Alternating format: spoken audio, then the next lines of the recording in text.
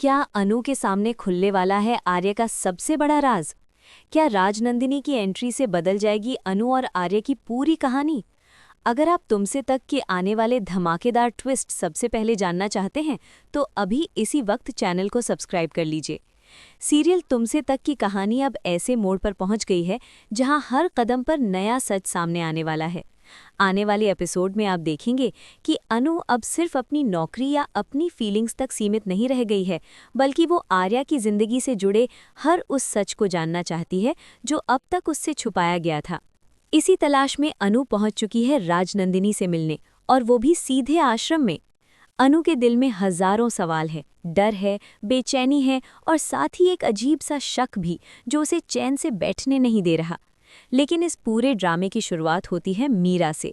जब आर्या मीरा को ऑफिस से निकाल देता है तब मीरा सिर्फ नौकरी जाने का दुख नहीं मनाती, बल्कि अपने दिल में बदले की आग लेकर सीधा आर्यवर्धन के घर पहुंच जाती है। वहां उसकी मुलाकात होती है मानसी से। मीरा बहुत चालाकी से मानसी के दिमाग में जहर घोलना शुरू कर देती है। वो मानसी से कहती है कि आज आर्य ने मुझे ऑफिस से निकाल दिया, कल वही आर्य तुम्हारे साथ भी यही करेगा। वो तुम्हें भी इस घर से बाहर निकाल सकता है, कंपनी छीन सकता है, और अगर तुम अनु के साथ खड़ी हुई तो वो तुम्हें रास्ते से हटाने के लिए कुछ भी कर सकता है। मीरा की बातें सुनकर मानसी बिना सोचे समझे डर जाती है। उसके मन में अनु के लिए नफरत और गुस्सा और ज्यादा बढ़ जाता है। मानसी मन ही मन कसम खा लेती है कि अब वो अनु को किसी भी हाल में बर्दाश्त नहीं करेगी। अगर आपको भी लग रहा है कि मीरा जानबूझकर आग लगा रही है तो वीडियो को लाइक जरूर करें। मानसी को लगता है कि अभी भी उसके हाथ में कुछ पावर बची हुई है, क्योंकि कंपनी के कई फैसले अभी भी हर्ष के हाथों में हैं। वो हर्ष से बात करने का फैसला करती है और उसे साफ कहती है कि मीरा को ऑफिस से निकाला नहीं जाए और उसका ट्रांसफर भी रोका जाए।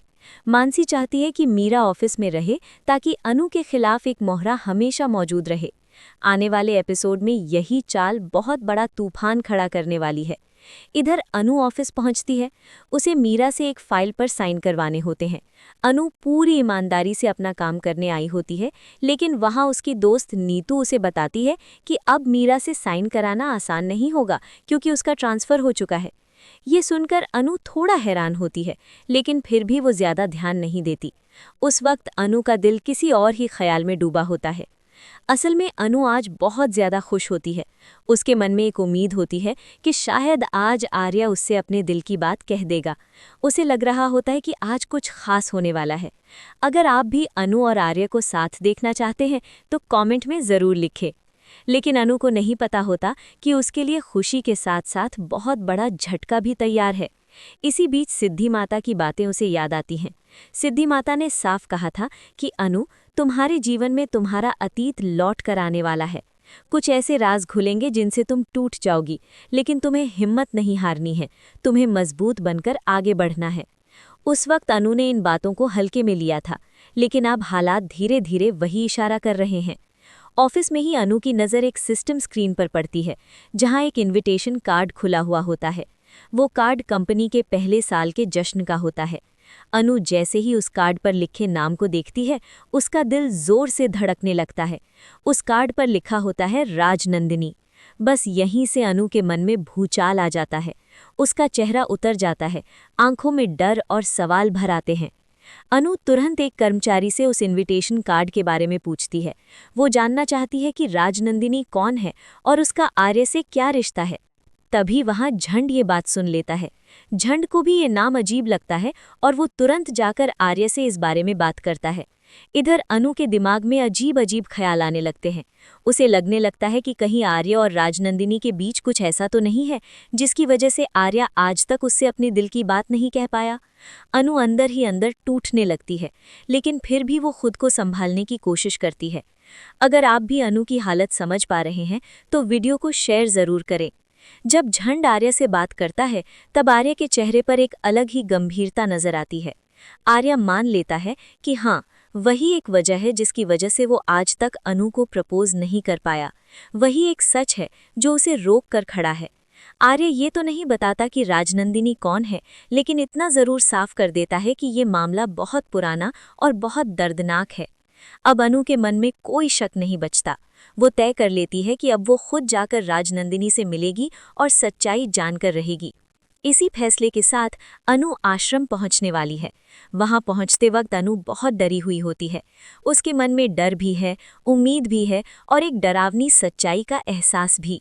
अब कहानी एक ऐसे मोड़ पर है जहां हर सवाल का जवाब राजनंदिनी के पास छुपा है। क्या राजनंदिनी आर्य का बीता हुआ प्यार है? क्या उसी की वजह से आर्य और अनु के बीच दूरियां बनी हुई हैं? या फिर ये सब एक बहुत बड़ी गलतफहमी है? इन सब सवालों के जवाब मिलने वाले हैं आने वाले एपिसोड में। अगर आप नहीं चाहते कि तुमसे तक का कोई भी बड़ा ट्विस्ट आपसे मिस हो जाए तो चैनल को सब्सक्राइब जरूर करें, वीडियो को लाइक करें और कमेंट में बताएं कि आपको क्या लगता है राजनंदिनी का सच क्या हो सकता है। यहीं पर पहला हिस्सा खत्म होता है। अगले हिस्से के लिए अगला कमांड दीजिए। अब कहानी और भी ज्यादा दिलचस्प मोड़ लेने वाली है। पहले हिस्से में आपने देखा कि किस तरह अन्नू के दिल में राजनंदिनी को लेकर शक पैदा हो चुका है और कैसे वो सच्चाई जानने के लिए आश्रम पहुंचने का फैसला कर चुकी है। अगर आपने अभी तक वीडियो को लाइक नहीं किया है तो अभी लाइक कर दीजिए, क्योंकि आगे जो होने वाला है वो वाकई हैरान कर देने वाला है। आश्रम पहुंचते ही अन्नू के कदम रुक जाते हैं। वहां का माहौल शांत है, लेकिन अन्नू के दिल में तूफान चल रहा होता है। हर तरफ शांति होने के बावजूद उसके कानों में वही सवाल गूंज रहे होते हैं। राजनंदिनी कौन है? आर्य से उसका क्या रिश्ता है? और क्या वही वजह है जिसकी वजह से आर्य आज तक उससे अपने दिल की बात नहीं कह पाया? अन्नू खुद को मजबूत दिखाने की कोशिश करती है, लेकिन उसकी आंखों में डर साफ नजर आता है। इधर ऑफिस में भी माहौल बिल्कुल ठीक नहीं होता। मीरा, जिसे सब लोग ऑफिस से बाहर समझ चुके थे, अब भी वहीं मौजूद होती है। मानसी के कहने पर हर्ष ने मीरा का ट्रांसफर रोक दिया होता है। मीरा अंदर ही अंदर बहुत खुश होती है, क्योंकि उसे पता है कि अब उसे अन्नू के खिलाफ साजिश रचने का पूरा मौका मिल गया है।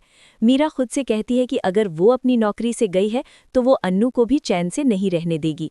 अगर आपको भी मीरा की चालाकी पर गुस्सा आ रहा है तो कमेंट में जरूर लिखिए। आश्रम में अन्नू एक साध्वी से राजनंदिनी के बारे में पूछती है। साध्वी उसे बताती है कि राजनंदिनी से मिलना इतना आसान नहीं है, क्योंकि वो ज्यादा लोगों से नहीं मिलती। ये सुनकर अन्नू का दिल और ज्यादा बैठ जाता है, लेकिन वो हार मानने वालों में से नहीं है। वो ठान लेती है कि चाहे जो भी हो, आज वो सच्चाई जानकर ही लौटेगी। उसी वक्त दूसरी तरफ आर्य बेचैन नजर आता है। उसे लगने लगता है कि अन्नू उससे दूर जा रही है।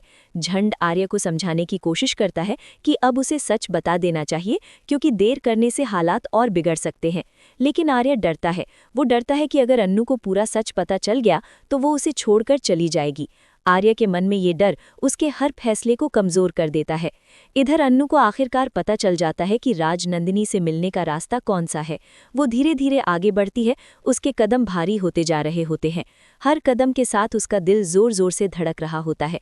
उसे याद आता है सिद्धि माता का वो वाक्य कि अतीत तुम्हारे सामने आएगा और तुम्हें तोड़ देगा। अन्नू खुद से कहती है कि चाहे जो भी सच हो, वो अब पीछे नहीं हटेगी। उसी समय ऑफिस में मीरा अन्नू की फाइलों में जानबूझकर गड़बड़ी करती है। वो चाहती है कि अन्नू पर काम में लापरवाही का आरोप लगे।